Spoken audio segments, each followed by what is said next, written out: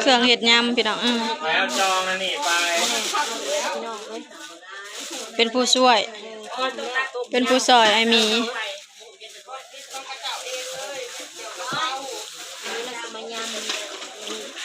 อยู่กับลายอยู่น้อยยังลายอยู่ใจลายยังการบวกมาเลยทำอะไรบ้างทำอะไรอาจารย์บ่เนาะประจักษ์คือการเห็นเนาะแม่ถ้าโทษทางใจออกทางผมต้องเข้า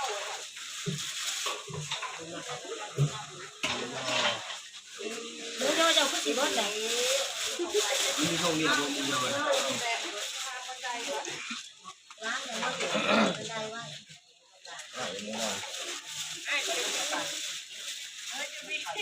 มันเมื่อไรนี่ผมมีแบบโอ้กินแล้วประทานกินแล้วประทานตัวอิ่มแห้งหากันบ่เห็นล่ะชุดโอ้ก็เห็นเลยว่า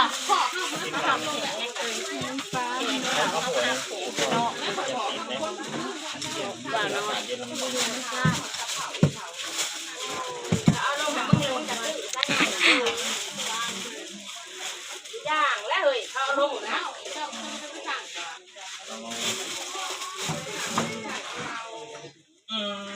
ใส่ลงไปแซ่บนั่นแหละ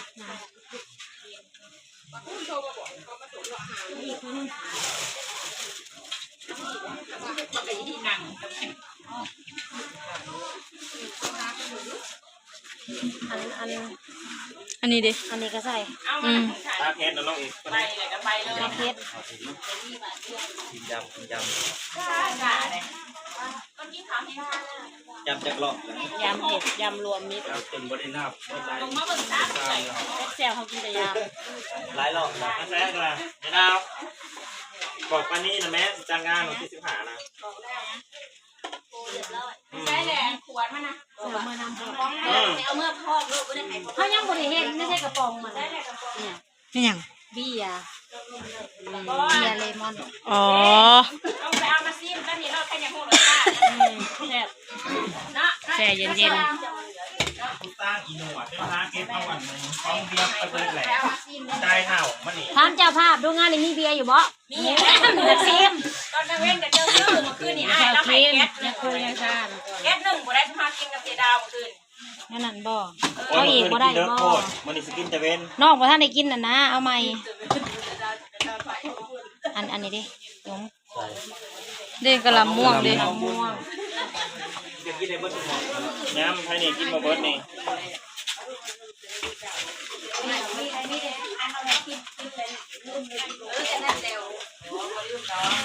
มีกระลำม่วงมัน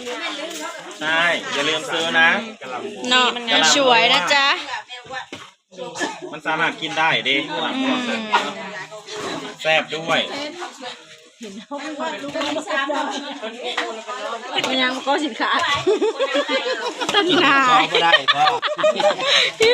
จามจนก็บักสินก็สินค้าหมูกับเห็นอิ่มยำแห้งยำ2 จานจน2ก็สินค้าโผดโพหมกแตงจามลูกขาดปอดเลยซาจิวกินจนมันมะกอสินจนมะกอสินขาดอัดจ้าบ่จามดิกงสินมันขับเนาะอามูยจามมันขับปอด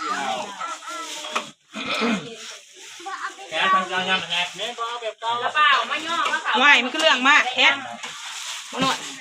ได้กินแล้วนะเฮ้ยเอาแบบเก่าอาจารย์น้อยอะไรไปอาจารย์น้อยเนาะเปิดลายหมอกมันบ่ทันได้เอาไปเด้นะมียำเมื่อกี้เราสิเอาไปเสิร์ฟจะไปเสิร์ฟเอง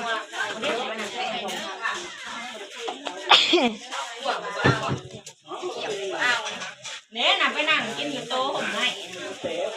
น้ำจิ้มอะไรเพชรเอาลูกตีนนั่นสิลูกตีนน่ะเห็นเบิ่งสักก้อนในทางโต๊ะใส่ถ้วยใครจะเอายำนาน เขาจะเอาไปเลยเด้จักโตะตัวเดียวเอาไปแล้วเอาไปแล้ว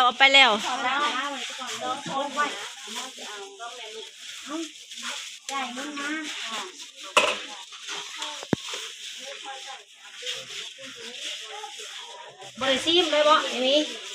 ชิมหยังของน้ำเขาจะเฮ็ดแล้วเรียบร้อย น้ำมันเป๊ะ เอาบ่แม่เอาอันหนึ่งอันนี้มา เอาโบราณคนเดียวดอก วันที่15บ่เอายัง ตักโลเจ้าก็ได้ เอากันเซฟกับมี่นี่นะนี่ ที่15นะเอายา จ้านั่นนี่แล้ว น้ำอะไร เซฟกับมี่ เฮ็ดข้าวปุ้น กระปุ้นแล้วก็เบื่อจะปุ้นมันกัน เอาเซฟข้าวปุ้นบ่เอาเซฟย้ำนั่นเนี่ยนี่จองโตโลไว้ค่ะตัวนะ ขาโตเลยกะ ค่ะตัวแพง บริรวมอันค่าน้ำมันเลย แพงไม่เนาะข้าวปุ้นยังว่าแม่นี่กะนี่ขนาดบริรวมค่าน้ำมันซื้อยังล้านเลยอันแรกยังว่าสิไว้บ่แรกกะข้าวปุ้นมันกะ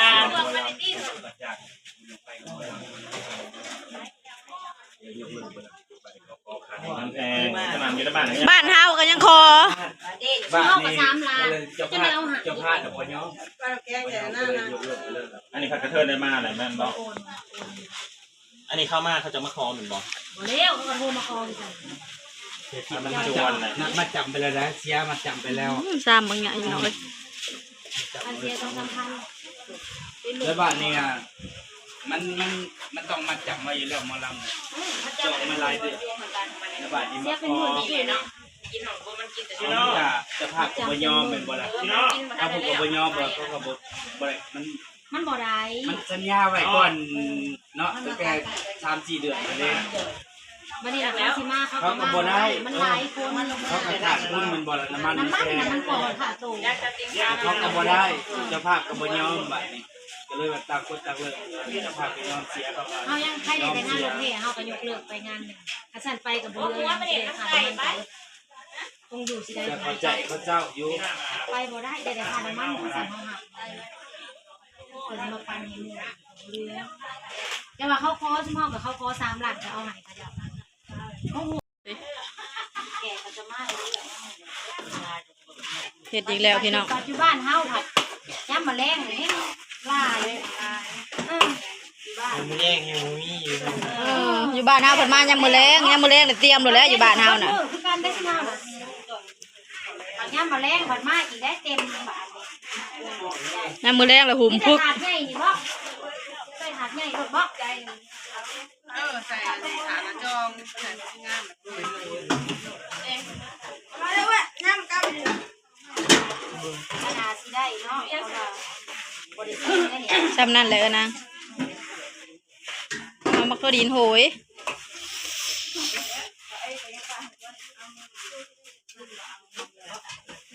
จานจานโทเขาเดียวไม่ต้องจานใหญ่เต็มจานต้องจานน้อยตัวนั้นน่ะพอดีเนาะจานน้อยตัวนี้เอาอันเดียวบ่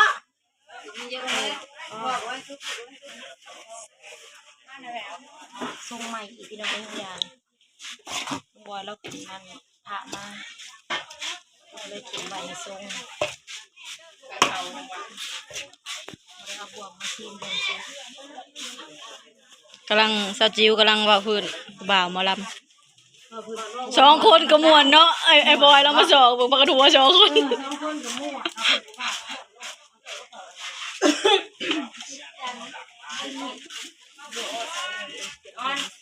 ทีมงานไอ้นอนน่ะไม่แล้วได้คนหนึ่งไปย่อไปแล้วหาก เอาเลยว่าสิ้นละเบิดคนจังเงิด